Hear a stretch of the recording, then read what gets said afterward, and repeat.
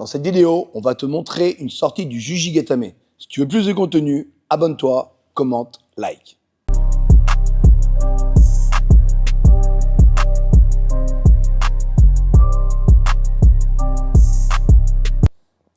Donc le partenaire commence à contrôler le bras, passer en Juji. Le but du Juji, c'est de faire une extension du bras. Ok, donc il va lever les hanches, vas-y.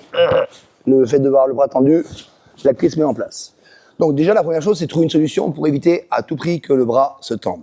Au moment où il commence à préparer son Juji, vas-y, fais ton truc. Mon bras va passer ici, il va chercher à placer la main au niveau du creux de mon coude.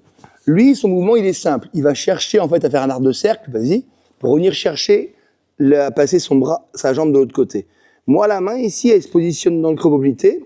Et là, il a beau tirer, vas-y, tends tes hanches, etc. Il n'y a rien qui va se mettre en place. Par contre, il est encore fort avec ses hanches. Donc pour ceci, je vais surélever ses hanches en mettant du poids sur le partenaire et en mettant ici mon genou au niveau de son coccyx, de façon à ce que ses hanches ne puissent plus reposer au sol. Là, j'annule sa force. Maintenant, ce que je vais faire, c'est des petits mouvements de va-et-vient avec mon coude pour le faire sortir. Une fois que le bras est sorti, étant donné que j'ai le contrôle ici avec la main, c'est très facile pour moi de tourner, okay, de basculer et de passer la garde. On peut faire la même chose. Imaginons que le bras n'est pas, j'ai pas réussi à passer le bras de l'autre côté du creux mobilité. Vas-y, fais ton travail.